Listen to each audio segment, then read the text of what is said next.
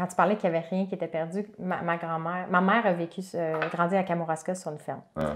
Puis ses parents faisaient tout de A à Z, là, ils nourrissaient la famille, puis tu sais, le jardin, les animaux, les vêtements, elle tissait la laine, elle faisait les vêtements. Puis quand j'étais enfant, c'était, tu sais, j'ai grandi en banlieue, là, fait que c'était pas, tu sais, je me disais, l'artisanat, tu sais, c'est vieillot, tu sais. Puis, mais maintenant, que ma grand-mère est décédée, puis il y a une partie de moi qui ça me fait profondément de la peine que sa connaissance, elles sont en partie disparues, puis qu'il y avait en elle tellement de richesses pour recréer toutes sortes de choses que maintenant, je veux dans ma vie. Tu sais. Ouais. On parlait que avant de commencer à enregistrer, que les écrans, le monde digital, comme on est tout le temps dans notre tête, puis là, on a une espèce de craving pour revenir à des trucs dans le monde réel. Ouais. Puis on disait, juste 2 générations en arrière de nous, il y avait déjà un travail manuel qui était plus présent dans notre quotidien.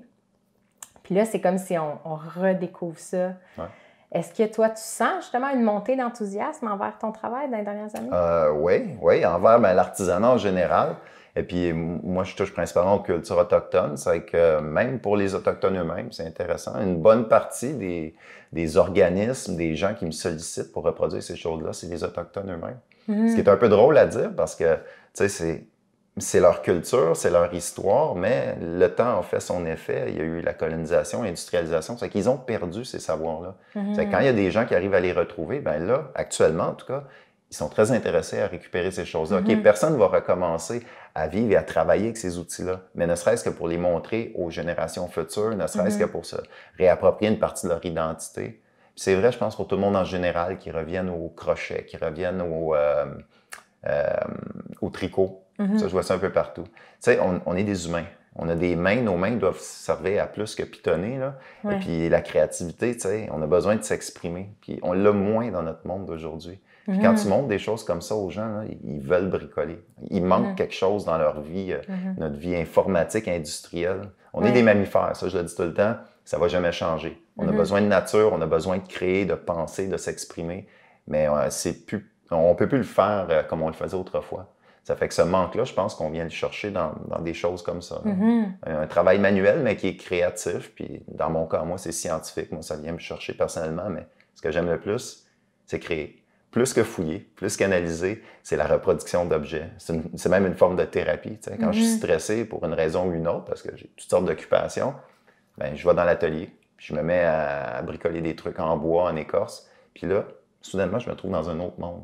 Je suis plus dans mes problèmes du 20e siècle. Je suis à la préhistoire, je suis en train de me concentrer sur des assemblages, puis là, le stress, il disparaît. Je pense que c'est ma façon de le faire, mais c'est vrai pour tout le monde. L'artisanat, je pense que ça aide beaucoup les gens. C'est une forme de thérapie là, contre le stress puis la fatigue. Puis c'est pas fatigant de faire ces choses-là. Ça demande certains efforts, mais il y a 2 sortes de fatigue. Hein. Je dis qu'il y a la bonne fatigue et la mauvaise fatigue. Tu peux être très fatigué à rien faire.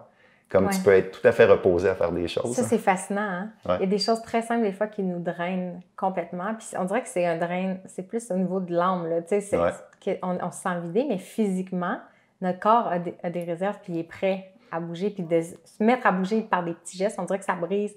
Nous, ce qu'on dit avec Mine, c'est que ça brise l'inertie, ça crée du momentum, puis c'est encourageant de faire quelque chose avec ses mains, puis de voir le fruit de son travail. Je pense que c'est quelque chose aussi qui est particulier de notre époque. C'est je ne sais pas à partir de quelle époque, mais sûrement avec l'industrialisation, que si tu es sur une chaîne de montage ou dans une grosse compagnie, tu ne vois plus le fruit de ton travail. Puis il y a quelque chose, peut-être c'est là qu'il y a une perte de sens. Tu sais, quand ce que tu fais, tu ne vois plus d'impact concret, tandis que là, mais ça, c'est une grosse conséquence de notre problème aujourd'hui, qui est la pollution. Tu achètes un objet, c'est pas toi qui l'as fait, tu sais même pas comment il est fait, il est passé par plein de mains, tu l'utilises, il est brisé, tu le jettes. Pourquoi? Il n'y a pas de valeur. Tu n'as aucune connexion personnelle à cet objet-là. Tu prends un objet, tu le fabriques toi-même. Là. Je veux dire, tu vas te couper, tu vas te transpirer, il va arriver toutes sortes d'affaires. Tu as un vécu. Là. C'est comme créer un enfant, dans le fond. Là. Il va naître, cet objet-là, entre tes mains, il va se développer, tu vas l'utiliser, mais comme tu l'as fait, tu vas avoir plus tendance à le réparer puis à l'entretenir que le jeter. Tu sais, beaucoup de ces objets-là, c'est des objets que j'ai depuis des années. Là. C'est des prototypes que j'ai faits. J'en ai fait plein d'autres que j'ai vendus, mais ceux-là, je m'y attache. Parce que c'est peut-être le premier que j'ai fait, puis il a été plus difficile. Puis je pense que si les gens avaient cette connexion, là, on ne peut pas demander à tout le monde de produire tout ce qu'ils ont besoin aujourd'hui, mais c'est ça que l'artisan a, que l'industrie nous enlève.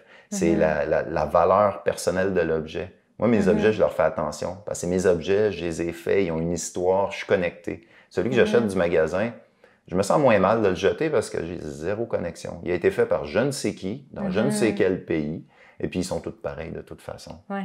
C'est quoi? Il y a quelque chose, notre âme peut aller chercher quelque chose dans la fabrication des objets. C'est très satisfaisant, moi, je trouve, de dire « Hey, j'avais un bout de bois, puis là, j'ai une cuillère. » Extraordinaire. Puis j'ai fait ça avec mes mains, j'ai fait ça avec ma tête. On a besoin de ça. C'est intéressant aussi comment il y a des objets que c'est pour associer plus à la survie, mais il y a aussi des objets comme la poupée, ou là, je pense que c'est un collier. Oui, voilà, j'ai amené des objets qui sont... C'est un collier. Quand on disait la préhistoire, ils sont pas misérables, ben, je veux dire, il y a des objets décoratifs, ornementaux, symboliques.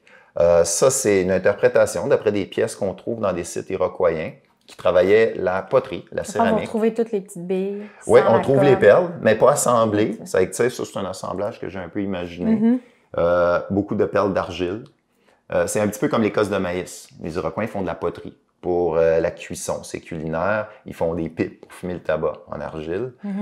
Mais après ça, ils tressent de l'argile. Si tu as déjà été chercher de l'argile, puis tu l'as dégraissé, nettoyé, travaillé, c'est vraiment beaucoup de travail. Puis là, ils tressent une petite motte. Tu peux pas faire grand-chose avec. Tu la jettes pas vulgairement.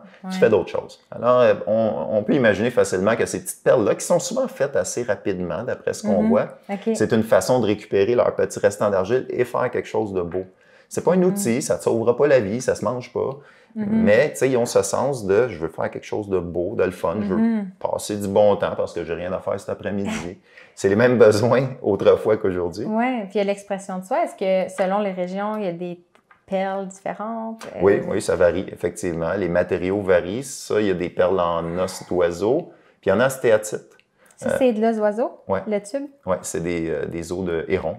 Des oiseaux qui étaient chassés, donc ils utilisaient dans le fond tous les restants de ce qu'ils avaient. Des fois, ils allaient plus loin.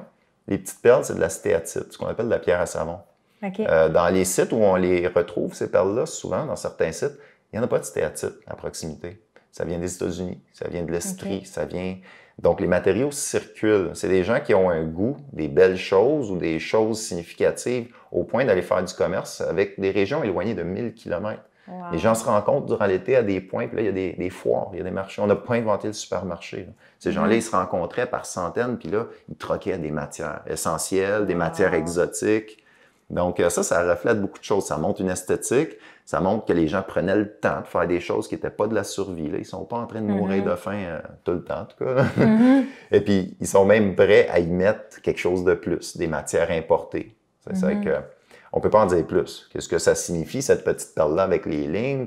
Ça, on ne pourra jamais le savoir. Mais on ne sait pas si ça représente une famille ou des... Non, exactement. Puis c'est un peu aléatoire. C'est peut-être ça ressemble à des haricots, des citrouilles. On voit beaucoup des motifs qui ressemblent à ça, à des citrouilles, des haricots, parce que c'est ça qu'ils cultivaient, eux autres. Donc, ça, c'est de leur imaginaire. Merci d'être avec nous. Moi, c'est Vincent. Je suis normalement derrière la caméra. Si vous voulez faire partie du mouvement et apprendre avec nous comment améliorer le quotidien, venez nous rejoindre dans le Club Renard. C'est la meilleure façon de contribuer à la mission de Renard, puis vous allez avoir accès à plein de contenus bonus. Venez nous rejoindre au renard.ca/club. À bientôt!